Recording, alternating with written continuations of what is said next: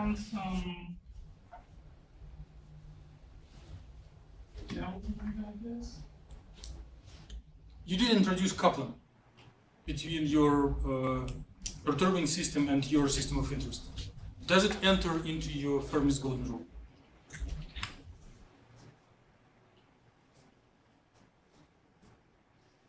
In this extent, The letter V, does it enter into the Fermi's golden rule? And you have in your formula letter V, right? What does it mean here?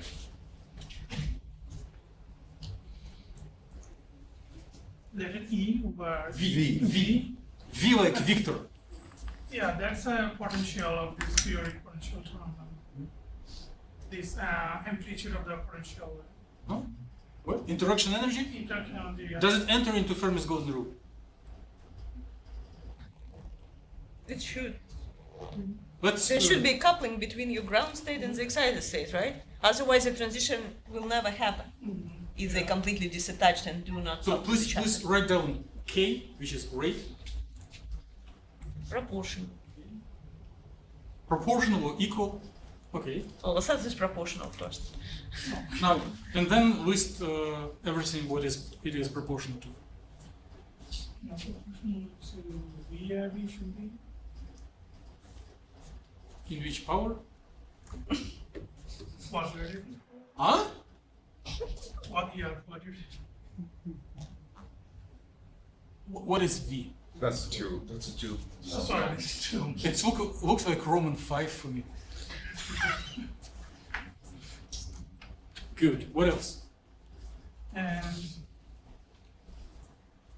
W non minus or omega non minus omega this term. Is it just by itself, or it enters as argument to some other function? And you have your picture there illustrating something. This on the right side, right? So Do not write explicitly. Well, write whatever you like, but what does your right picture illustrate? All right. And what is it?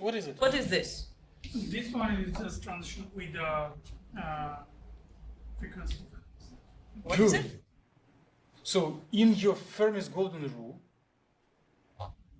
you have dependence on frequency offset, which looks like a peak at a resonance condition. Which function gives you peak at a resonance condition, if you think as a mathematician? Without much details, generally, in abstract form.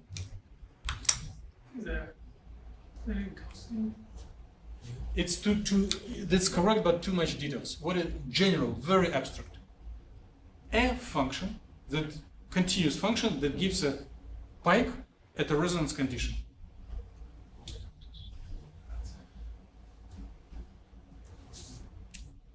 The name of this function starts with letter G. Well, Think of a Gaussian with no line width. for matrices, it was by Kronecker. curve. Listen to us and write symbol. Sorry. You take that curve and you just Yeah. smush it, so it keeps smushing it together. Like, what is that eventually gonna look like?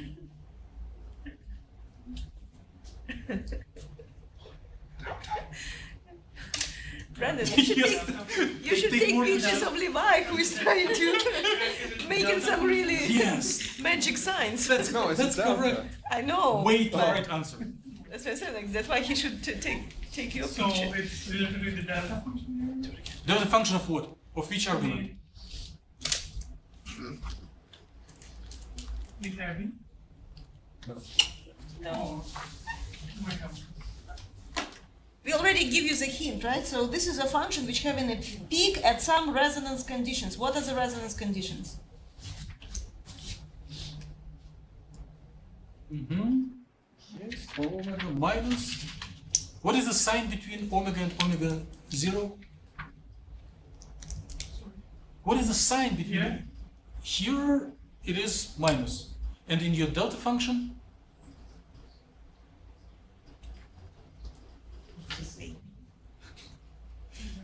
we are on the threshold of a big discovery. When your resonance happens, What is your omega and omega naught? So when omega is close to the zero or to pi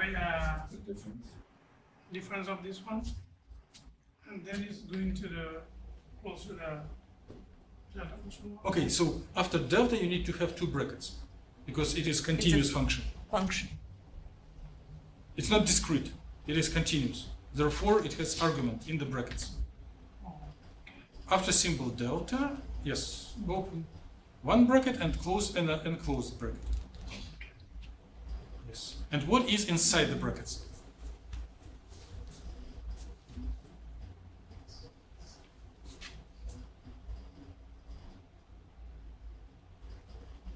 Sine function. Simpler.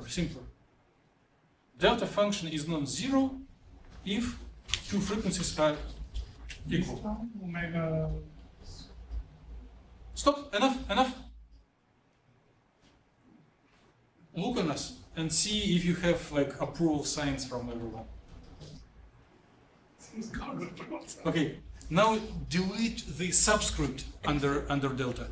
And extra brackets, probably. Delete the subscript and delete the denominator in the yes. Much better. Now look on us and ask if anything is missing. Ask Diane. Yeah, there is a prefactor that always comes out. It's in front. It's a constant in front. But It he holds a says number and proportional. a fundamental Proportional, constant. yeah, so- All proportion. Okay. Proportion. Okay, this is good enough. Now, please come to the front, and there will be more questions to you.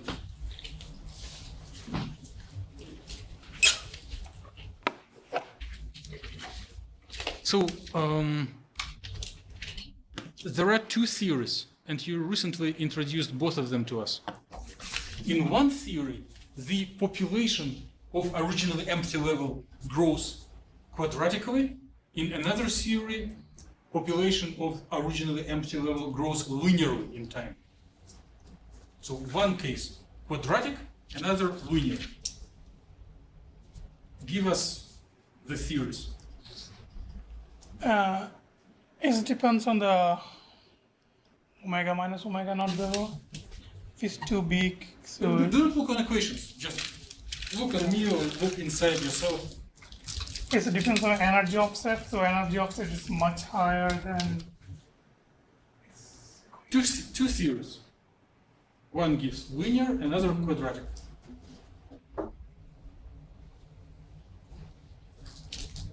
So which theories?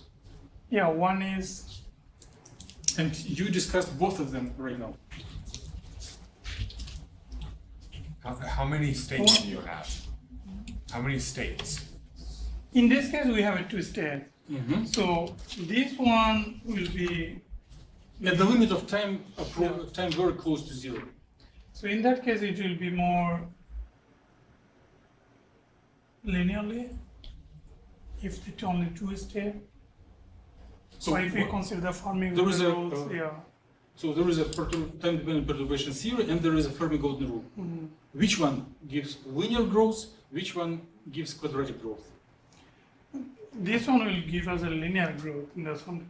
No, tell which theory gives And, linear, which is quadratic. In perturbation theory, In perturbation theory, population growth. when you close time, then it will give linearly increased. Time is very small. How does this function look like if you focus on this? Is it more linear or quadratic? This one more linear. Uh-huh. Oh, no, it's in quadratic. Yes, great. So for time-dependent perturbation theory, the population grows. Quadratically, yeah. Okay, and for Fermi's golden rule, population grows. Linearly. Great. It was absolutely correct answer, and we all should know it for the rest of our life. Many thanks to Jabed.